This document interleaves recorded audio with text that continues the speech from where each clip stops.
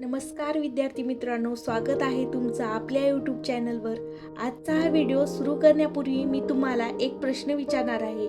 तुम्ही इतिहासाच्या अभ्यासासाठी किती पुस्तकं विकत घेतलीत, किती क्लासेसच्या नोट्स जमा केल्यात आणि किती तास लायब्ररीत बसून इतिहासाची सालं आणि नावं पाठ केलीत?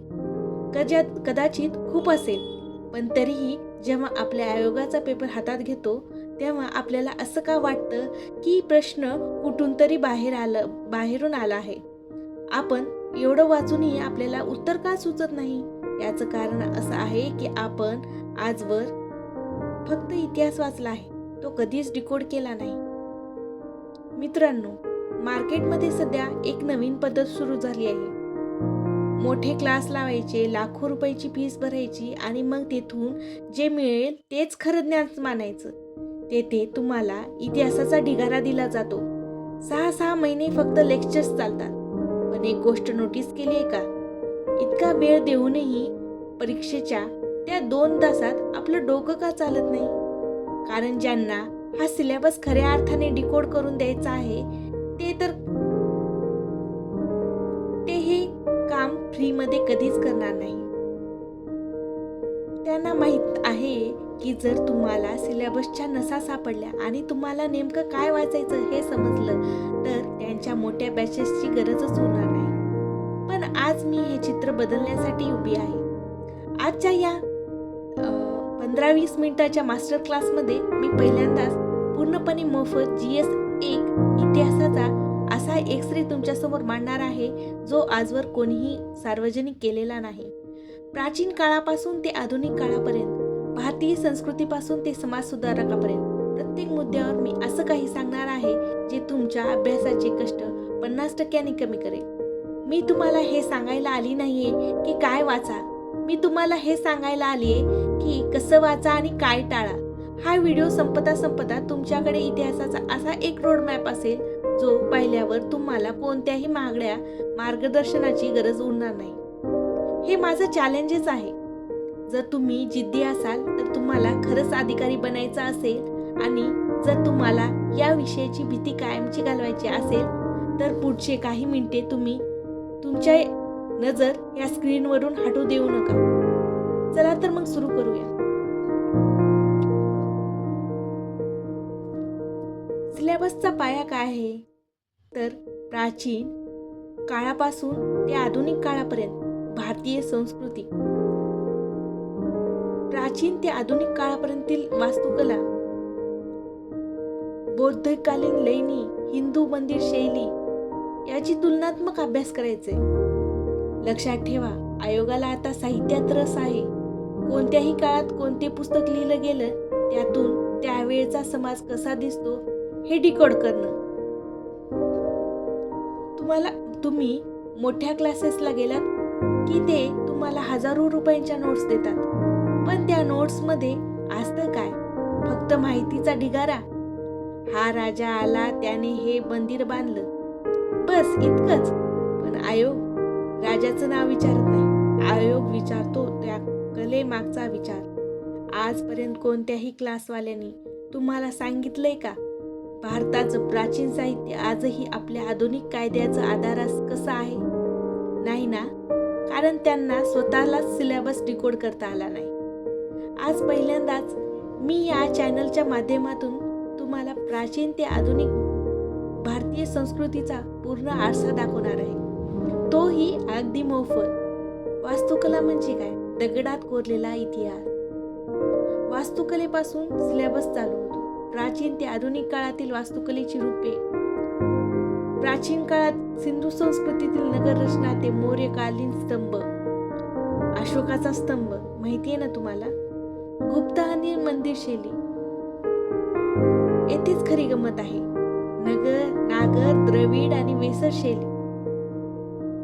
क्लासवाले तुम्हाला मंदिर पाठ करायला लावतात, पण मी तुम्हाला सांगते, मंदिराच्या शिखरांचा आणि गर्भगृहाचा नकाशा डोळ्यासमोर ठेवा. दक्षिण भारताची मंदिरे उंच का आहेत आणि उत्तर भारताची मंदिरे वेगळी का दिसतात याचा भौगोलिक कारणावर आयोग प्रश्न विचारतो. मध्ययुगीन ते आधुनिक काळातील मुघल वास्तुकला आणि ब्रिटिशांची इंडो गोथिक शैली. मित्रांनो, इंडोगोथिक शैलीचं उदाहरण महाराष्ट्रात आहे. ते तुम्हाला माहिती आहे का कोणतं आहे? माहीत असेल तर कमेंटमध्ये नक्कीच सांगा. या दोन शैलीचा मिलाप कसा झाला हे डिकोड करणं. कला प्रकार: नृत्य, शास्त्रीय नृत्य. पण हे सगळं पाठ करून चालणार नाही. या नृत्यामागे कोणता भाव व्यक्त होतो, त्यामागे कोणती धार्मिक कथा आहे हे माहीत असणं गरजेचं आहे. अजिंठ्याच्या भित्तीपासून ते आधुनिक काळातील राजा रवी वर्मा यांच्या चित्रांपर्यंतचा प्रवास आपल्याला करायचे. चित्रकला ही केवळ करमणूक नव्हती, तर ते त्या काळातील समाजमनाचं दर्शन होतं. जेव्हा तुम्ही एखाद्या चित्राकडे बघता तेव्हा तुम्हाला त्या काळातील स्त्रियांची स्थिती आणि वेशभूषा समजते. साहित्य: ज्ञानाचा अथांग महासागर म्हणजेच साहित्य. प्राचीन साहित्य कोणती होती? वेद, उपनिषद, विशेषतः बौद्ध, जैन साहित्य. आयोग आता पाली आणि प्राकृत भाषेवरही प्रश्न विचारत आहे. संस्कृत साहित्य कोणते? कालिदासाचे, भास यांची नाटके. मध्ययुगीन ते आधुनिक काळापर्यंत संत साहित्य. महाराष्ट्राच्या संदर्भात हा सर्व महत्वाचा भाग आहे. साहित्याचा अभ्यास करताना फक्त लेखकांचे नाव पाठ करू नका. त्या साहित्याने समाजात कोणता बदल घडवलाय याचा आपण अभ्यास करायचा.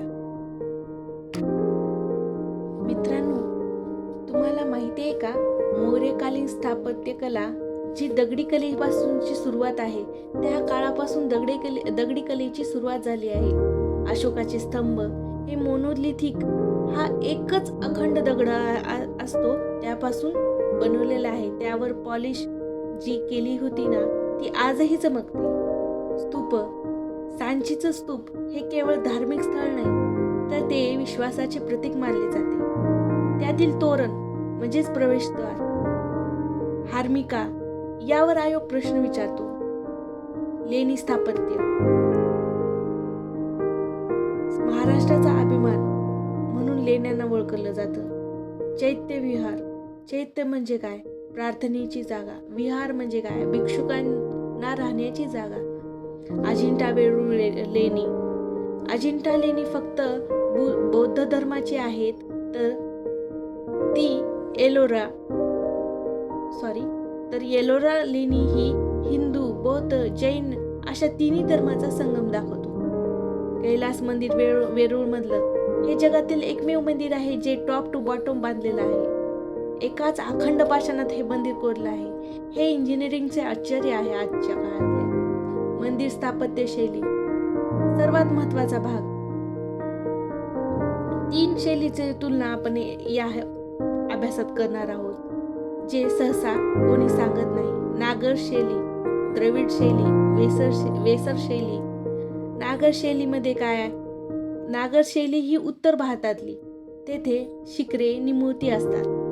उदाहरणार्थ खजुराहो लेणी, कोणार्कचं सूर्य मंदिर. द्रविड शैली दक्षिण भारतात.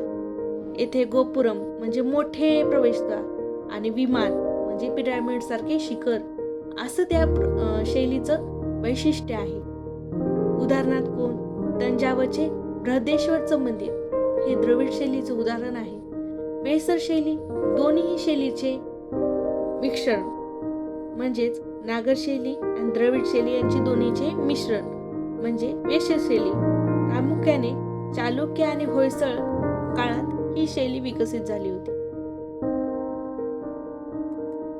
तर मित्रांनो, महाराष्ट्राच्या संदर्भात मुंबई छत्रपती शिवाजी टर्मिनस हे कोणत्या शैलीचं उदाहरण आहे हे तुम्ही मला कमेंटमध्ये नक्कीच सांगा. तर भक्ती आंदोलन आणि तत्वज्ञान याची सुरुवात 7व्या शतकात दक्षिण भारतात झाली. नैनार आणि आळवार हे संत परंपरा ही चळवळ सुरू केली. सामाजिक कारण काय होतं ह्या चळवळीच्या मागचं? तर कर्मकांडाचा अतिरेक आणि वर्णव्यवस्थेतील जाचक अटी याचं सामाजिक कारण होतं. देवाला मिळवण्यासाठी ब्राह्मणांची किंवा संस्कृत भाषेची गरज नाही, तर भक्ती पुरेशी आहे. हा क्रांतिकारी विचार येथे मांडला गेला. हे आंदोलन म्हणजे भारताची पहिली लोकशाही चळवळ होती, कारण यात सर्वच जाती धर्माच्या लोकांना स्थान होतं. जे कुणीच आजपर्यंत नीट सांगितलं नाही. आता लक्ष द्या, हा भाग सर्वात महत्वाचा आहे. शंकराचार्य, रामानुजाचार्य, मध्वाचार्य ह्या सर्वांचा अभ्यास या भक्ती आंदोलनाच्या माध्यमातून आपल्याला करायचा आहे. महाराष्ट्राची वारकरी आंदोलने विशेष संदर्भ घेऊन. जर तुम्ही महाराष्ट्राची परीक्षा देत असाल तर वारकरी संप्रदाय हा तुमचा अभ्यासाचा मुख्य केंद्रबिंदूच असावा लागतो. संत ज्ञानेश्वर, संत नामदेव, संत तुकाराम ज्यांनी तत्वज्ञान संस्कृत मधून प्राकृत भाषेत आणले ते ज्ञानेश्वर. ज्यांनी हा विचार पंजाब पर्यंत पोहोचला ते नामदेव महाराज. शीखांच्या गुरु ग्रंथ साहेबामध्ये नामदेव महाराजांच्या ओव्या आहेत. ज्यांनी कर्मकांडावर कडापासून प्रहार केला ते तुकाराम महाराज.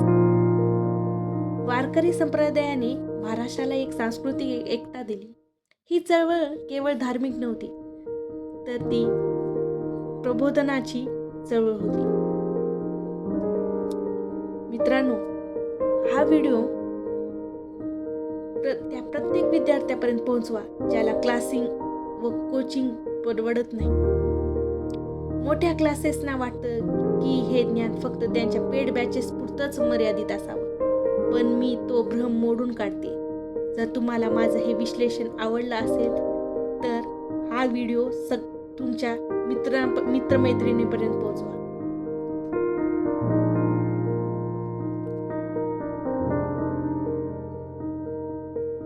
मी माझा रोड मॅप तुमच्या समोर ठेवला आहे. आता पुस्तकं उचला आणि जुने प्रश्न पहा. आजपासूनच कामाला लागा. लक्षात ठेवा, जोपर्यंत तुम्ही स्वतःचा मार्ग शोधत नाही तोपर्यंत कोणीही तुम्हाला पोस्ट मिळवून देऊ शकत नाही. स्वतःवर विश्वास ठेवा. जर तुम्हाला वाटत असेल ह्या व्हिडिओमधून तुम्हाला तुमच्या ज्ञानात भर पडली तर व्हिडिओला नक्की कमेंट करा, लाईक करा आणि शेअर करा. तुम्हाला हा डिकोडिंगचा प्रयोग कसा वाटला आणि पुढचा व्हिडिओ मी टाकणारच आहे तो तुम्ही बघाच. तुम्ही एक लाईक करा, त्यामुळे मला पुढचे व्हिडिओ बनवण्यास ऊर्जा मिळेल. हा व्हिडिओ त्या गरजू विद्यार्थ्यापर्यंत पोहोचवा ज्याकडे